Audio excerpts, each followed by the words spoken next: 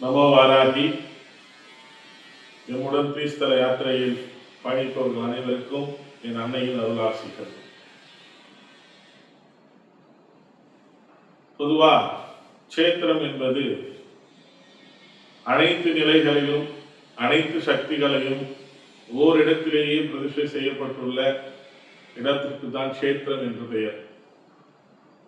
நாமும் இவ்விடத்திலே அன்னையினுடைய அனைத்து ரூபங்கள், அன்னை வாராகின்ற அனைத்து ரூபங்களையும் யந்திரமயமாக, சிலா ரூபத்திலும், தந்திரமயமாக, அக்னி ரூபத்திலும் பிரதிஷ்டை செய்யப்பட்டுள்ள காரணத்தினாலேயே இதற்கு கஷேத்திரம் என்ற ஒரு நாமம் பெயர் சூட்டப்பட்டுள்ளது.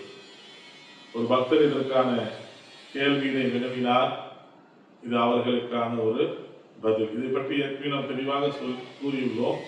இருந்தாலும் அவர்கள் அந்த நாமத்திற்கான விளக்கத்தை கேட்ட காரணத்தினால் இதை நாம் இப்பொழுது அவருக்கு உரை அளித்து ஆரம்பிக்கின்றோம். நமது கிறிஸ்தல வழிபாடு பயணத்திலே சென்ற பதிவிலே எவ்வாறு அங்கே யாகங்கள் காலை முதல் இரவு வரை தொடர்ச்சியாக நடைபெற்றுக் கொண்டிருக்கிறது, லோக சேமத்திற்காகவும் பக்தர்களுக்காகவும் வணங்க வருகின்ற அனைவர்களுக்காகவும் என்று பார்த்தோம். அதை கடந்த பிறகு அடுத்து நாம் தரிசிக்க உள்ளது மகாவாராகி. 8 கரங்களோடு ராஜ கம்பீரத்தோடு சிங்கத்தின் மீது அமர்ந்து அங்கே வீற்றிருக்கின்றால் பக்தர்கள் தங்கள் மனக்குமுறைகளை, மன கோரிக்கைகளை அன்னையிடத்திலிருந்து அவர்கள் யாசகமாக எதை வேண்டுமோ யாசிக்க வந்துள்ளார்களோ அந்த குறைகள் விளக்கப்பெற வேண்டும் என்பதற்காக தீபம் ஏற்றி பஞ்சமி நன்னாளிலும் சரி அல்லது மற்ற நாட்களிலும் சரி, ஏனென்றால் ஒரு ஆலயம் என்று ஒன்று இருந்தால் நமது மார்க்கத்தில் தீபம் ஏற்றி வழிபடுவதற்கு ஒரு இடத்தினை அமைத்திடல் வேண்டும்.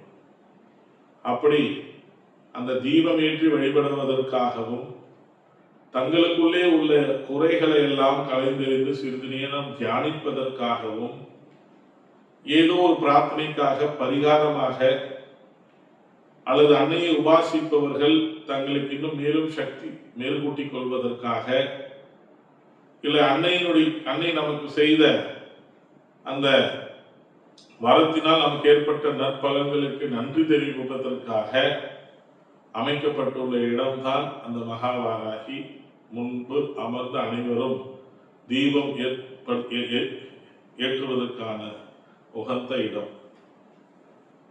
பஞ்சமி தோறும் இந்த இடத்திலே நிறைய பக்தர்கள், அன்னையால் அருள் பெற்ற பக்தர்கள் வந்து தலவாழையிட்டு அதன் மீது அரிசி வைத்து தங்கள் கோரிக்கைகள் நிறைவேற்றியதற்காகவோ அல்லது நிறைவேற்றப்பட வேண்டியோ அல்லது குழந்தை பாக்கியத்திற்காகவோ அல்லது திருமண தடைக்காகவோ தேங்காயிலே நெய் தீபம் இட்டு அன்னைக்கு பிடித்தமான பழ வகைகளையோ வைத்து நிறைய பக்தர்கள் வந்து இவ்விடத்தில் தான் விளக்கேற்றி விட்டு வழிபாடு செய்துவிட்டு செல்வார்கள்.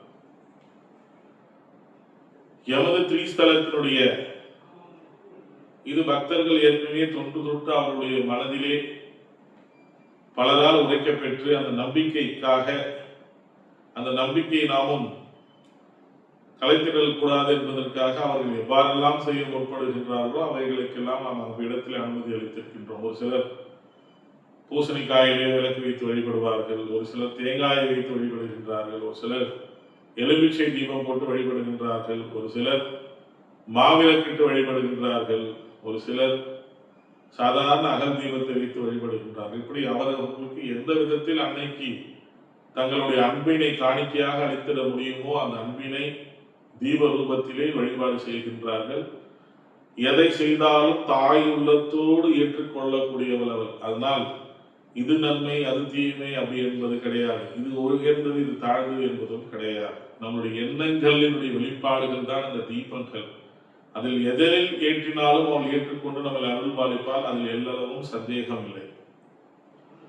ஆனால் நமது திரிஸ்தல வாராகி கஷேத்திரத்திற்கு என்று இதை நாம் பிரதிஷ்டை செய்யும் பொழுதோ 2013, 14, 15 காலகட்டங்களில் இதற்கான வடிவமைப்பை என் அன்னையின் ஞானத்தின் மூலமாக உரைக்கின்ற பொழுது ஒரு சில விதிமுறைகளை இவ்விடத்திலே வைத்து அதற்கு தகுந்தார் போல ஆலயத்தினை அமைத்திட வேண்டும் என்பதுதான் அன்னை எமக்கிட்ட கட்டளை. அப்படி இந்த திரிஸ்தலம் ஸ்ரீ வாராகி சேத்திரத்தில் தீப வழிபாடு என்பது ஒன்று, அக்னி வாராகியின் முன்பு அமர்ந்து புது அகல் விளக்கிலே இலுப்பை எண்ணெய் ஊற்றி தீபம் ஏற்றி வழிபட, நான் ஏற்கனவே சொன்னது போல அனைத்து சத்துருக்களும், பேய் பிசாசு பயம், பில்லி சூனி ஏவல் பயம், இவைகளெல்லாம் அந்த க்ஷணமே அகல பெற்று அவர்கள் புத்துணர்வு பெற்று வெளிவருவார்கள். அக்னி வாராகிக்கு அக்னி ரூபத்திலே ஆராதனை. ஆனால் இவ்விடத்திலோ மனக்குமுறல்கள், நிறைய குறைகள், பொருளாதார சிக்கல்கள், வளர்ச்சி, துன்பம், பிறர் சொல், இப்படி சொல்லிக்கொண்டே போகலாம். அப்படி பொதுவான பல நமக்குள்ளே இருக்கக்கூடிய ஐயப்பாடுகளுக்காக அனைவர் மனதிலும் என்னவெல்லாம் தோன்றுகின்றதோ அதற்கெல்லாம் இவ்விடத்திலே அவர்கள் அமர்ந்து தீப வழிபாடு செய்வதற்காக இந்த இடத்தை நிர்மாணித்துள்ளோம். ஆனால் திரிஸ்தலத்திற்கென்று ஒரு தீப வழிபாடு உள்ளது. அதைத்தான் நாம் இப்பொழுது உரைக்கவில்லை. நவ கிரகங்கள் தான் நம்ம எல்லாம் ஆட்டி படைக்கின்றன. ஏற்கனவே நாம் உங்களுக்கு சொன்னோம். அப்படி இந்த நவ கிரகங்களே நமது பூமியிலே அவர்களுக்கு ஏதுவான தானியமாக, உதாரணத்திற்கு சூரிய பகவான் என்றால் கோதுமையும், சந்திர பகவான் என்றால் நெற்மணிகளையும் நெல், குஜ பகவான் என்றால் இப்படி ஒவ்வொன்றுக்கும் ஒவ்வொரு வகையான தானியங்கள் இருக்கின்றன.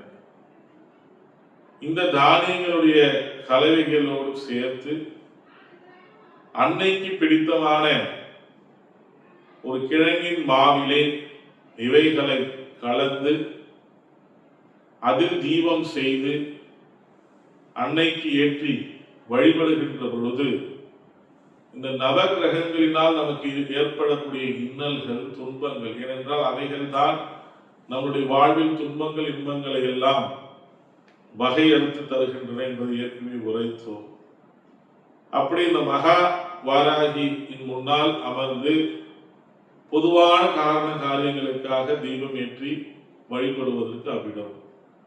அதை கடந்து பின்னோக்கி வரும் பட்சத்தில் நாம் தண்ணீரில் இருப்பது போன்று ஒரு குளத்தில் நவ கிரகங்கள் வடிவமைக்கப்பட்டு அந்த நவ கிரகங்களை சாட்சியாக வைத்து தீபம் ஏற்றுவதற்கான ஒரு இடத்தினையும் அமைத்துள்ளோம். அதன் முன்னால் மகாமேரு என்ற ஒரு எந்திர ரூபம் இருக்கும்.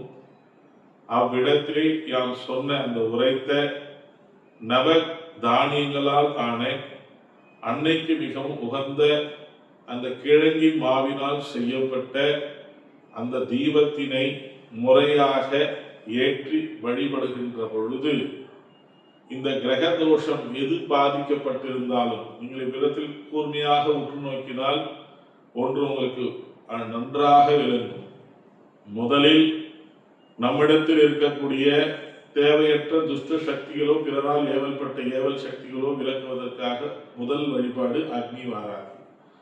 அதன் பின் ராஜ கணபதி நம் அகத்தில் உள்ள துர்குணங்கள், துர் சிந்தனைகள் இவைகளெல்லாம் விலக்கப்பெற்று நமக்குள் தன்னம்பிக்கையும் அந்த ராஜ பரிபாலனத்தை அடைப்பதற்கான ஒரு எண்ணத்தையும் விதைக்கின்ற இடம்தான் மகா கணபதி. அதை கடந்து வருகின்ற பொழுது நட்சத்திர வளம், நமக்கான நோய் நொடி இல்லா வாழ்க்கை, சிவசக்தி தரிசனம். அதை கடந்து வருகின்ற பொழுது யஜ்ஞத்திலே அவர்களுக்கான அவில்பாகம். அதை கடந்து மகாலட்சுமி வெங்கடாஜலபதி ஆசீர்வாதம். நம் ஏதோ ஒரு கோயிலுக்கு ஆலயத்திற்கு செல்லும்போது நமக்கென்று ஏதோ ஒரு கோரிக்கை இருக்கும், அதை ஏற்றி வழிபடுவதற்காக மகாவாராகி. அதை கடந்து வருகின்ற பொழுது நவகிரகங்களுடைய தரிசனம்.